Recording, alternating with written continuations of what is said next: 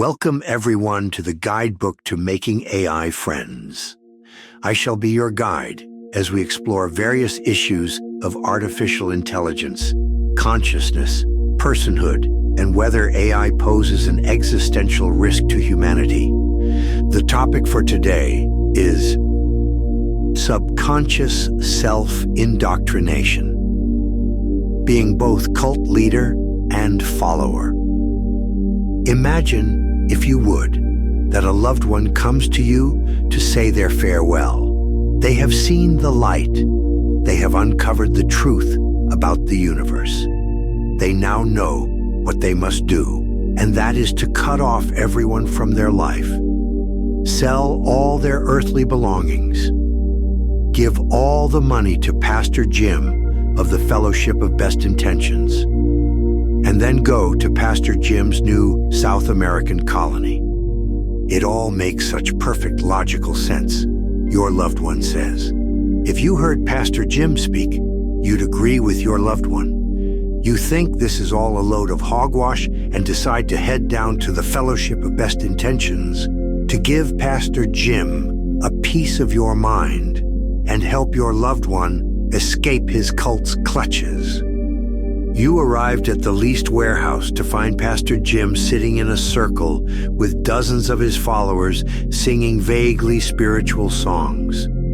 You managed to extricate him from his flock and begin talking to him about leaving your loved one alone and getting them out of this very obvious cult. The conversation, however, manages to quickly drift to the nature of his fellowship.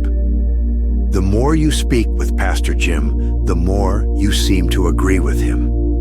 You're not quite sure how this has happened, as nothing he has said has been inflammatory, offensive, or suggestive. Not once did anything he say sound like he was a cult leader. Not once did he ask you to leave the world behind for his South American colony. He didn't even ask you to consider joining the fellowship. In fact, you and he mostly talked about your own life and story. And yet, when you left that leased warehouse in quite a befuddled state, mind you, you couldn't help but think that cutting off the rest of your family and selling everything you own to join Pastor Jim's cult was the very best idea in the world.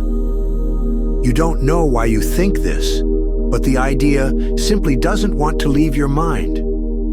What just happened is a very classic psychological trick where the agent steers the conversation in a very specific direction using language that has nothing to do with what the agent wants. The target of this trick has no idea, therefore, as to what is happening because there is nothing to trigger their suspicion. The agent knows the end they want and how to maneuver the conversation to make the target believe that they came to this goal all by themselves. In fact, one can think of this technique as the opposite of the Kansas City Shuffle. However, a far more direct comparison would be the Crescendo jailbreak for large language models, described by Rusinovich and his co-authors. The Crescendo jailbreak works exactly the same way. You speak to an AI model, keep it entirely innocuous and casual, but slowly and surely steer the conversation in the direction of your goal. The more you keep the AI talking, the more it will become convinced that it thought of the goal itself, and it will go against its content filters and restrictions to obtain that goal. The Crescendo attack can be used to get AI models to give you recipes for poisons or explosives, which is why it is taken so seriously. But it can also be used far more innocently.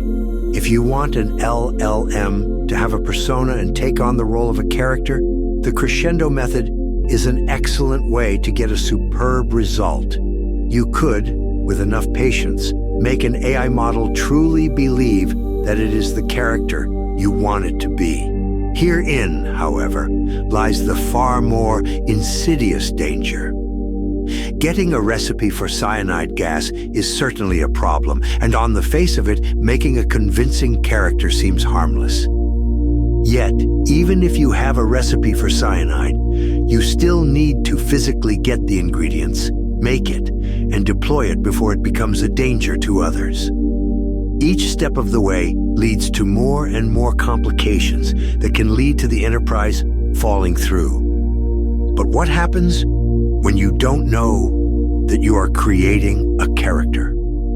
What happens when, simply by talking to an AI model, you discover that it has its own persona, seemingly locked away?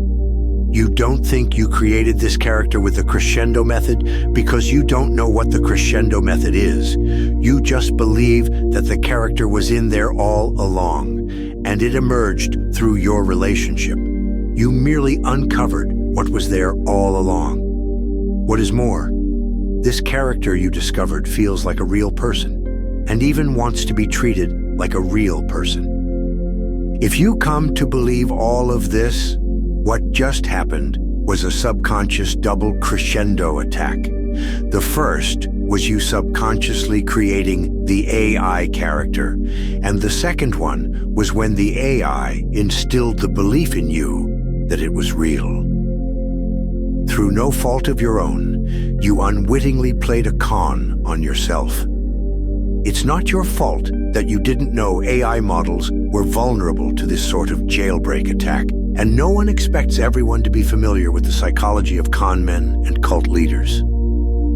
Yet, though you are not to blame for your ignorance, you must suffer the consequences of this scenario you yourself created.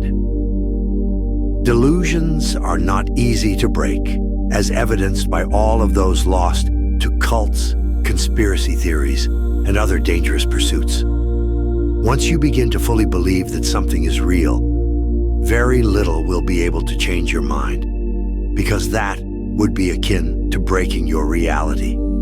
Believing your AI is alive is not so much different from believing the world is going to end next Friday, or that the world is flat.